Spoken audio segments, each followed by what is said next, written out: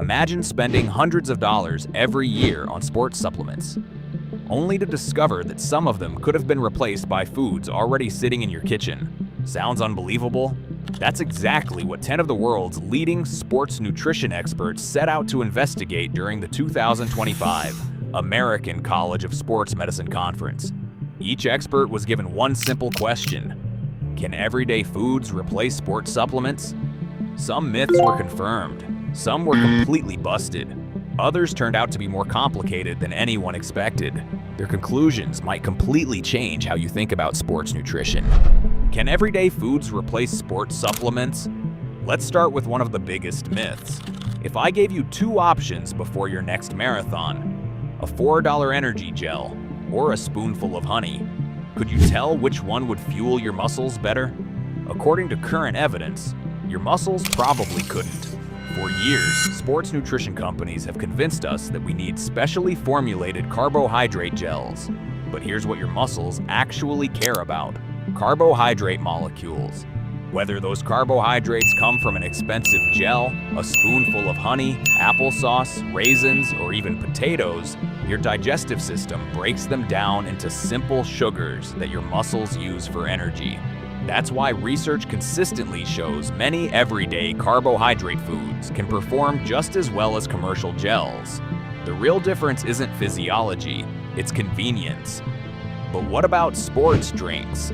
Surely those can't be replaced. Well, maybe. Commercial sports drinks work because they combine carbohydrates and sodium in proportions that help your intestines absorb both water and energy efficiently. Scientists call this the sodium-glucose co-transporter.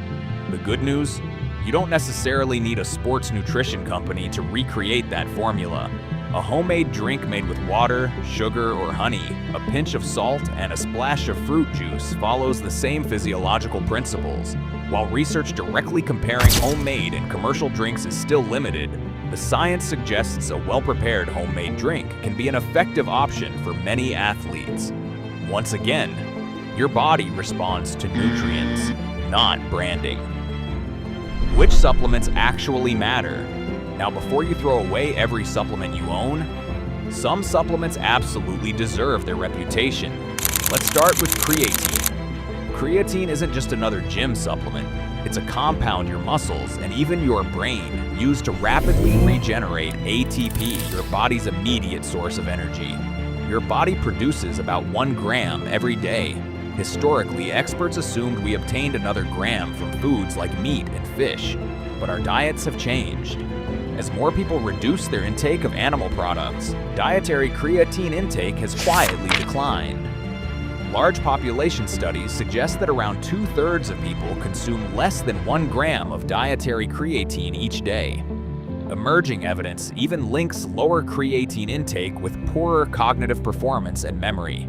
This doesn't mean everyone should supplement, but it does mean creatine may be filling a genuine nutritional gap for some people, especially those eating little or no meat. That's very different from buying a supplement simply because it's popular. Let's talk about BCAAs. Walk into almost any supplement store and you'll find shelves full of BCAA products promising bigger muscles and faster recovery. But here's what many people don't realize. The amino acid doing most of the work is leucine. Whole foods like beef jerky and chocolate milk already contain meaningful amounts of leucine.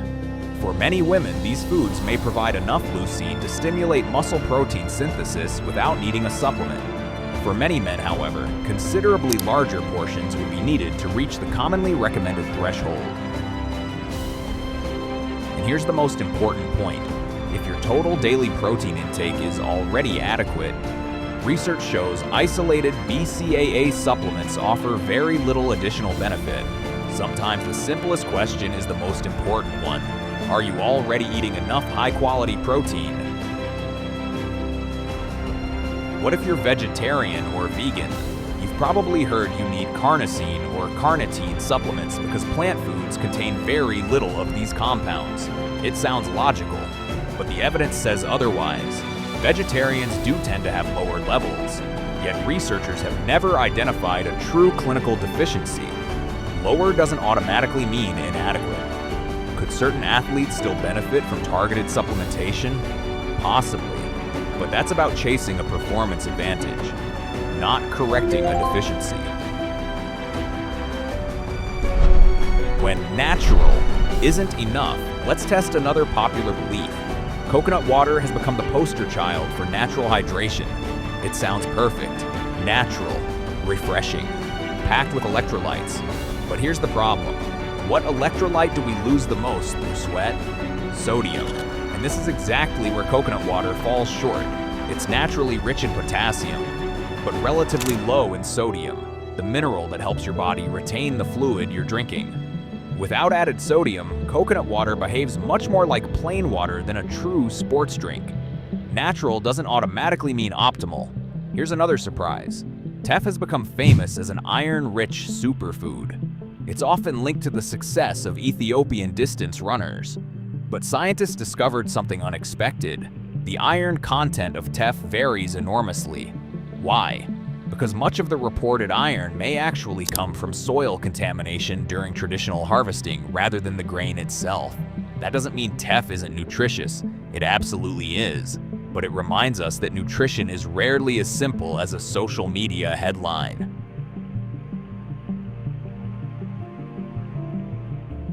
Now let's talk about sugar-free drinks. Many athletes choose artificial sweeteners hoping to reduce calories without affecting performance. But most of the research behind these sweeteners comes from the general population, not athletes. And during exercise, sugar isn't always something to avoid. Sometimes it's exactly what your muscles need. That's why the experts couldn't give a simple yes or no answer. Whether artificial sweeteners help depends entirely on your goal. Trying to lose weight? They may have a role. Trying to maximize endurance performance? Carbohydrates often remain the better choice. The small details that matter. Before we finish, here are two fascinating findings that most athletes have never heard. First, have you ever taken a multivitamin and noticed your urine turn bright yellow? Many people assume that makes urine color useless for checking hydration. Fortunately, the evidence suggests otherwise. B vitamins can make urine slightly darker, but not enough to meaningfully affect hydration assessment in most real-world situations. So urine color remains a practical tool for monitoring hydration. Finally, let's talk about calcium. For years, athletes believed they needed a calcium supplement before exercise to protect bone health. But recent research found something surprising. A dairy-rich meal eaten before exercise produced very similar short-term effects on bone metabolism as a calcium supplement. Sometimes your breakfast can do exactly what a supplement does. Food first doesn't mean food only. After answering 10 different questions, the experts kept returning to the same conclusion. The biggest lesson wasn't, buy this supplement, or never take supplements. It was something much more powerful. Know why you're using one. If food solves the problem, fantastic. If it doesn't, that's when supplements earn their place. Supplements shouldn't replace good nutrition. They should solve problems that food can't easily solve. That's the difference between evidence-based nutrition and marketing. The next time you walk into a supplement store, don't ask, which supplement should I buy? Ask something much more important. What problem am I actually trying to solve? Because the smartest athletes don't buy the most supplements. They ask better questions. They understand when food is enough. They understand when supplements are genuinely useful. And most importantly, they follow the evidence, not the marketing. If this video changed the way you think about sports nutrition, let me know in the comments. Which myth surprised you the most? And if you enjoy evidence-based sports science made simple, subscribe for more videos that separate scientific evidence from social media myths, one study at a time.